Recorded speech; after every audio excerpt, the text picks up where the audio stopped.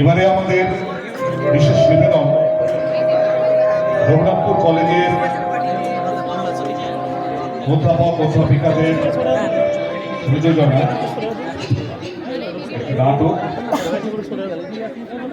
উদ্ধার হরণম গচ্ছা।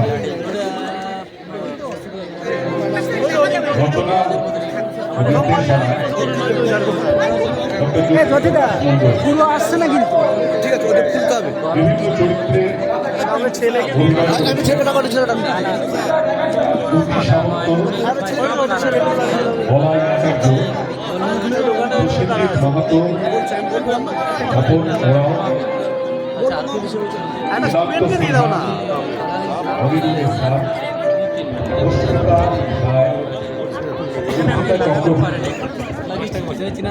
বিশেষ চরিত্রে অভিনয় করেছে ঠিক করে জুদা ভাগ্য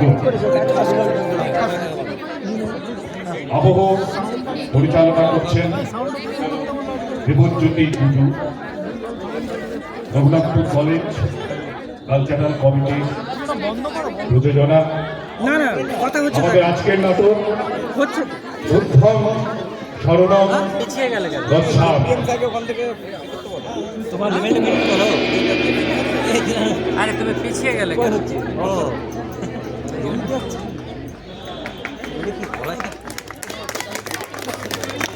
নাটকটা শুরু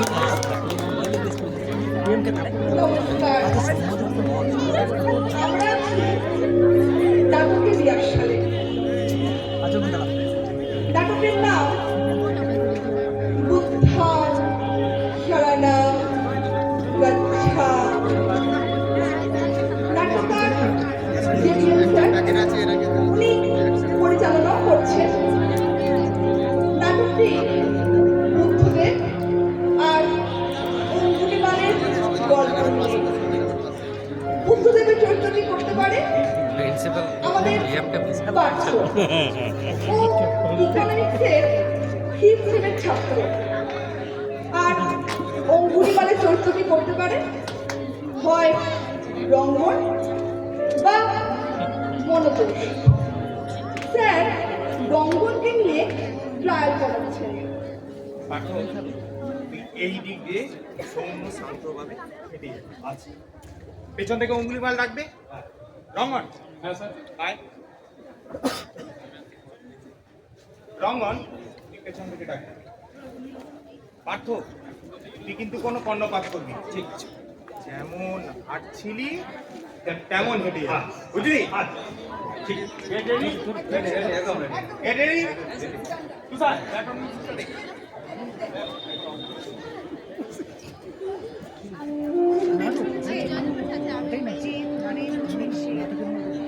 দূর থেকে ডাকু অঙ্গুলিমাল হেঁকে উঠল বুদ্ধদেবের উদ্দেশ্যে। যোগী, যোগী, যোগী, তোমাকে অত করে ডাকছি, দাঁড়াচ্ছ না কেন? আমাকে ভয় করো না তুমি? দাঁড়াও, স্থির হও, স্থির। আমি তো স্থির। তুমি চলছ, অথচ তুমি বলছো তুমি স্থির। হ্যাঁ, আমি চলেও স্থির, বরং তুমি এক জায়গায় দাঁড়িয়ে থেকেও অস্থির। হচ্ছে না, তোকে কতবার করে বলেছি, কথার মধ্যে একটা সুস্থতা থাকে। কই হচ্ছে কই? দেখ, এরকম করে বলতে হয়, দেখ।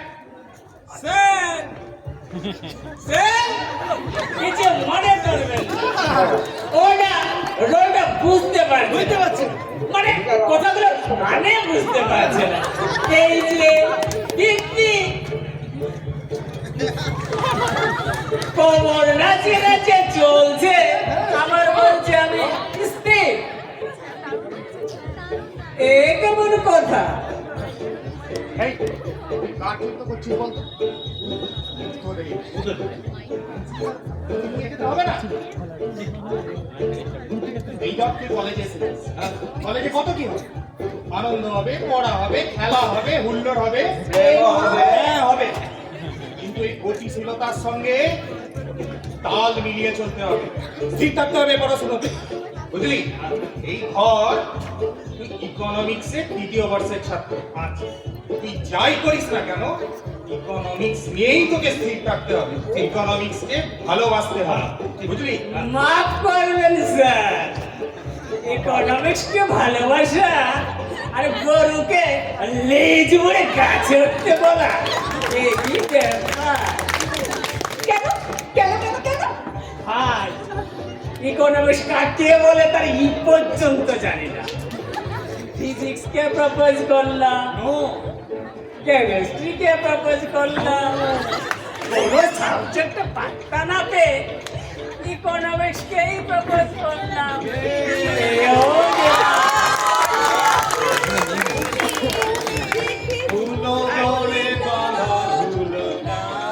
আরে আরে ছাড় ছাড় ছাড়।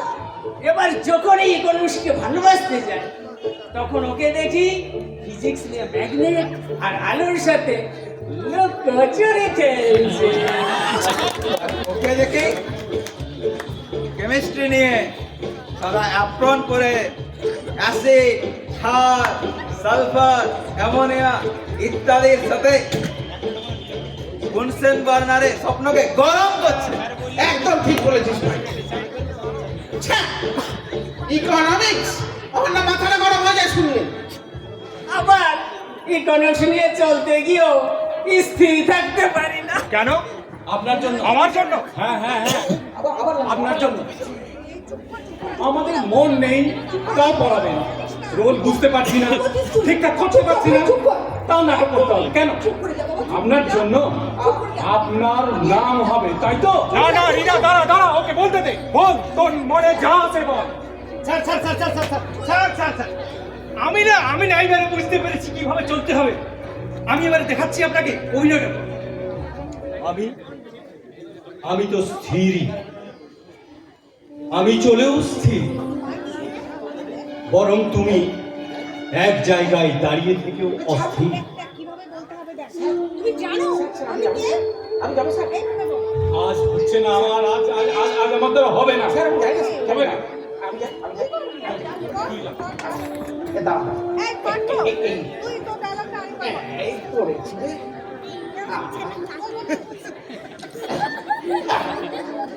দেখুন স্যার, স্যার আবার বলছি,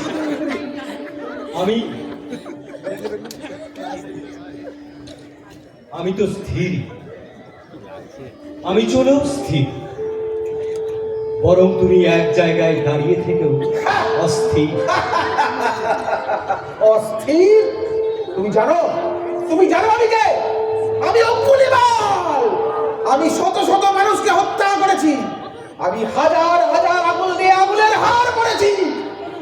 হ্যাঁ জানি, তুমি একটা কেন হাজার হাজার মানুষকে মেরে তার আঙুল দিয়ে হার বানাতে পারো, কিন্তু কিন্তু একটা মানুষ বানাতে পারো। যোগে লোকে তোমাকে না ভগবান বুদ্ধ বলে, তুমি পারো মানুষ বানাতে? হ্যাঁ পারি, আমি তোমাকেই পারি। আমি তোমাকে হিংসার দানব থেকে অহিংসার পূজারী বানাবো। অস্ত্র নামাও, শরণাগত হও। শরণাগত? আমি হব তোমার শরণাগত? হ্যাঁ হ্যাঁ, তুমি তোমার ঈশ্বরকে স্মরণ করো, আমি এক্ষুনি তোমাকে হত্যা করবো। তাহলে তাই করো, ওঠাও অস্ত্র, হত্যা করো আমাকে। তবে হ্যাঁ হ্যাঁ তোমার মধ্যে আমি মরণের ভয়াল করাল ছায়া দেখতে পাচ্ছি না কেন? তোমার মুখ ভয়ে পাংশু বর্ণ হয়ে যাচ্ছে না কেন? তুমি তো সাধারণ মানুষ নয়। তুমি কে? কে তুমি? এত সুন্দর অভিনয় হচ্ছে, আপনার চোখে মুখে প্রশংসার ছায়া কই? কিসের ছায়া দেখছিস রে তুই?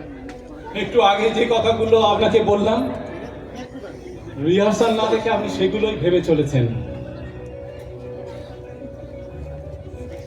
আসলে স্যার, আপনার চোখে মুখে অসম্মান ভোগের চিহ্ন।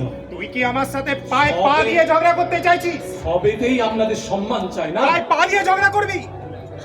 ঝগড়া করার অধিকার কি আমাদের আছে স্যার? অধিকার আছে, আপনারা যা বলবেন তাই মানতে হবে, তবে না বাধ্য ছাত্র। বাধ্য ছাত্র। তখন তখন আপনাদের মুখে ফুটবে কিছু করতে পারার হাসি আর চোখে ঝিলিক মারবে আনন্দ। এখন আমার মুখে কি দুঃখ ফুটে উঠেছে রে? তা বুঝতে পারছি না, কিন্তু আমাদের কথাগুলো আপনার হজম হচ্ছে না, আর মুখোশটা খুলে যাবে বলে চেঁচাতেও পারছেন না।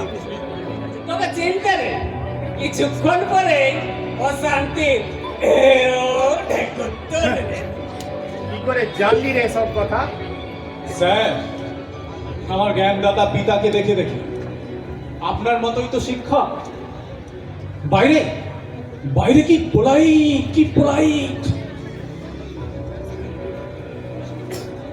কিন্তু আমার আর মায়ের সঙ্গে কথা বলতে গেলেই উগ্রতা বেরিয়ে আসে। ওই আপনি যেমন মুখটা করে রেখেছেন, আমাদের সঙ্গে কথা বললে হতাশার ছায়া নিয়ে সারাদিন বসে থাকে। আমার বাবা তো আরেক কাঠি সরে, সুন্দরী মেয়ে দেখলেই চোখে অন্তরঙ্গের ছায়া। তোর বাবা ডাক্তার না? সন্দীপ ঘোষের ক্লাসমেট নাকি? কি বললি? কে বললে? তুই না আমাদের ক্লাসমেট, আমাদের সাথে মিশিস? নেকো আমাদের সাথে মিশতে গেলেই তফাৎ চাও। আর ওর বেলায় কি করলি?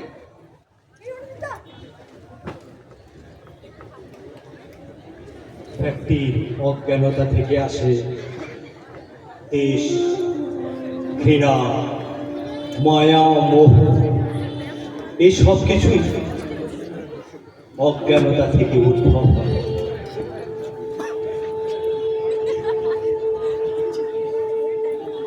আর যে ব্যক্তির মধ্যে দয়া, করুণা, সৎ ভাবের উদ্ভব হয়, সে ব্যক্তি সিদ্ধ হয়, বুদ্ধের স্মরণে আসে।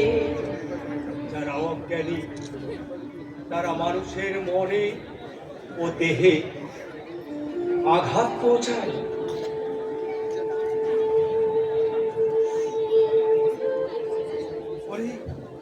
অজ্ঞানতা দূর কর। রঙ্গন,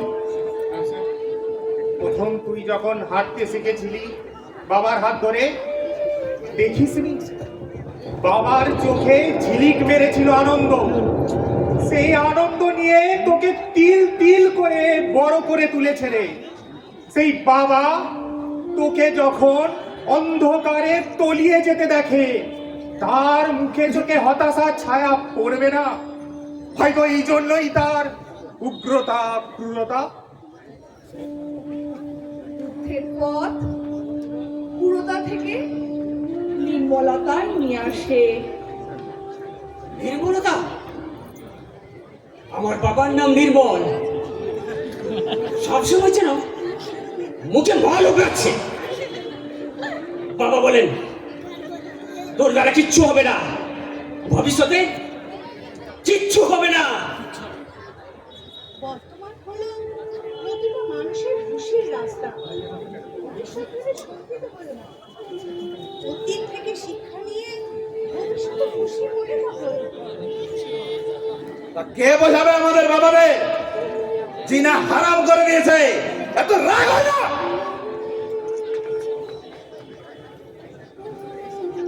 বুদ্ধদেব বলেছেন রাগের মতো এত এত বড় শত্রু হয় না। রাগকে পুষে রাখলে আর আর অন্য কোনো শত্রুর প্রয়োজন হয় না। রাগের বদলে ভালোবাসা তো আনতে পারি। বল না, পারিস না ভালোবাসা আনতে? তোরই তো বাবা মা। ভালোবাসা, ইকোনমিক্সকে ভালোবাসা যেমন কঠিন, বাবা মাকেও ভালোবাসা কঠিন। যা ব্যবহার বাবা মা, ভালোবাসা নো, নেভার।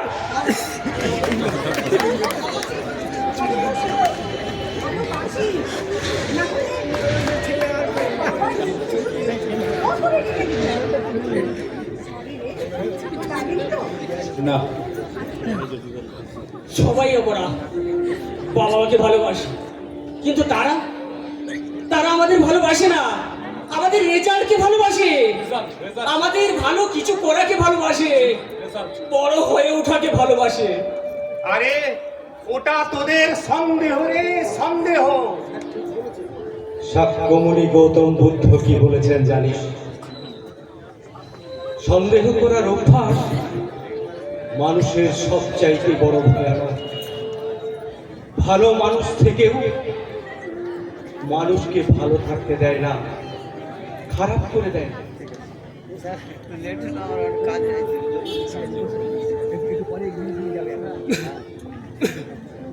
বুদ্ধদেব আরেকটি কথা বলেছেন, খারাপকে শুধুমাত্র ভালোবাসার দ্বারাই জয় করা সম্ভব, রাগ বা বা অন্য কোনো শক্তির দ্বারা নয়।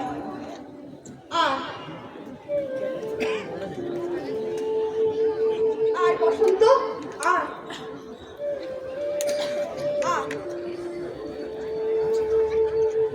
আমরা আমরা ভালোবাসি, পারবো না বসন্ত ভালোবাসতে? বাবা মার ভালোবাসা সূর্যচন্দ্র কিরণের মতো সত্য। রাতের অন্ধকার যেমন আছে, সেরকম বাবা মার খারাপ ব্যবহারও আছে। তারপর আসে অনেক অনেক ভালোবাসা। সূর্য কিরণের মতো আমাদের জীবন ঢেকে দেয়। ঠিক প্রয়োজনে বা হয় মাতা কর্তব্যই নয়, মাতা কর্তব্যই নয়। আমার মেঘ চলে যাচ্ছে, বুদ্ধদেব করুণা করে আমার মেঘ সরিয়ে দিচ্ছে। সত্যি সত্যি বড় অবিচার করেছি রে বাবা মার উপরে। ওরে কাঁদ, কাঁদ, কান্না দিয়ে আজ তোদের জীবন ধুতে হবে।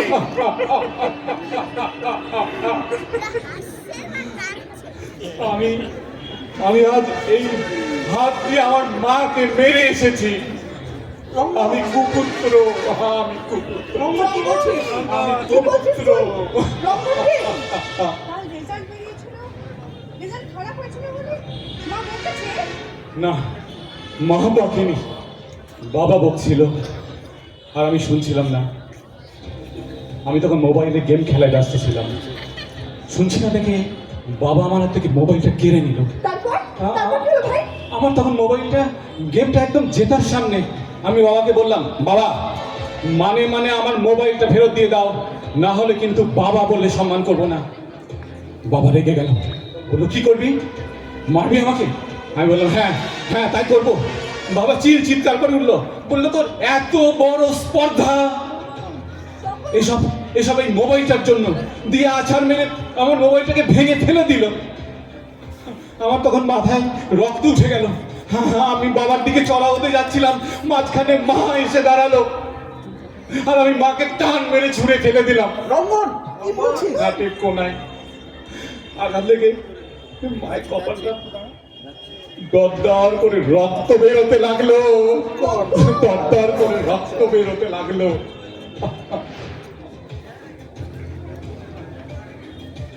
মুশকিল দেখলাম বাবা আমাকে ঘাড় ধাক্কা দিয়ে বাইরে বার করছে আর বলছে, তোর গায়ে যদি মানুষের চামড়া থাকে তাহলে আর কোনোদিন আমার বাড়িতে ঢুকবি না। সেই থেকে তুই বাড়ির বাইরে? হ্যাঁ হ্যাঁ সেই থেকে। জানিস জানিস যখন বাড়ির বাইরে বেরিয়ে আসছি তখন মা কাটা জায়গাটা এক হাতে ধরে সারা মুখ রক্তে লাল ভেসে যাচ্ছে। তবু মা এক হাত দিয়ে আমায় ডাকছে আর বলছে, খোকা যাস না, খোকা খোকা চুপ কর রঙ্গন, চুপ কর, যাস না। শোনা যাচ্ছে না, চুপ কর। কখন করুণাময়ী মাকে আমি আমার হাত দিয়ে আজ মেরে এসেছি। তোরা সব বল, তোরা সব বল, কে বেশি পাপী, কে বেশি পাপী, অঙ্গুলিমাল না আমি? একদিকে রঙ্গনের মাকে মারার অনুতাপ, অন্যদিকে অঙ্গুলিমালের মানুষকে মারার অনুতাপ। যা, তোরা চলে যা নাটকের সপ্তম পৃষ্ঠায়, যেখানে দেখ অঙ্গুলিমাল কাঁদছে আর বলছে, পাপী আমি, পাপ করেছি, পাপ, এ পাপের ক্ষমা নেই, পাপের ক্ষমা নেই। আমি নিজের হাত দিয়ে আমার মাকে মেরে এসেছি, পাপ করেছি, পাপ। এই পাপের কোনো ক্ষমা নেই, কোনো ক্ষমা নেই। আমি খুনি, আমি এই অস্ত্র দিয়ে কত মানুষকে খুন করেছি। মানুষ মানুষ আমাকে ভয় করে, আমাকে কেউ ভালোবাসে না, আমাকে কেউ ভালোবাসে না। হ্যাঁ হ্যাঁ হ্যাঁ হ্যাঁ, জানি জানি, আমার জোর আর শক্তিকে মা ভয় করে, ভয়। আমাকে ভালোবাসে না। ফিরে আয়, ফিরে আয়, ফিরে আয়। হ্যাঁ? আমি যাবো? হ্যাঁ? না, না, না, না, না, না, না না ফিরে যাবো না। না সমাজ আমাকে মেনে নেবে না। না, না, আমি আর কোনোদিন বাড়ি ফিরে যাব না। মানব ঘাতক রূপে তোমার জীবন সমাপ্ত হয়েছে অঙ্গুলিমাল। আজ থেকে তোমার নতুন জীবন। আত্মীঘাতী রূপে তোর জীবন সমাপ্ত রঙ্গন। আজ থেকে তোর নতুন জীবন। নতুন জীবন? না, না, না, না, না, না, না, না, নতুন জীবনে ফিরে আসা এত সহজ না। আমি এত মানুষের ওপর অত্যাচার করেছি, তারাও আমার ওপর প্রতিশোধ নেবে। তারা পশুর মতো আমাকে হত্যা করবে।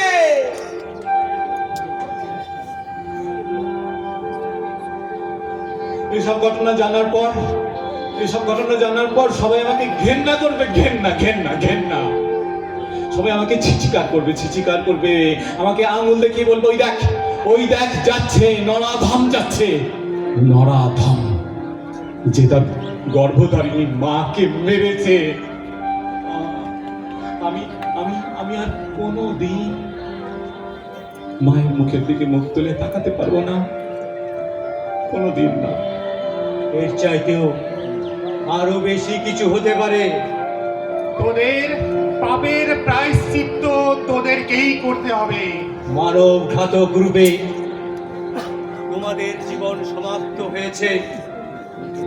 এখন সত্যের মুখোমুখি দাঁড়াবার সাহস তোমাদের আছে? হ্যাঁ হ্যাঁ, তাহলে নতুন জীবনে ফিরে এসো, বুদ্ধের শরণে এসো।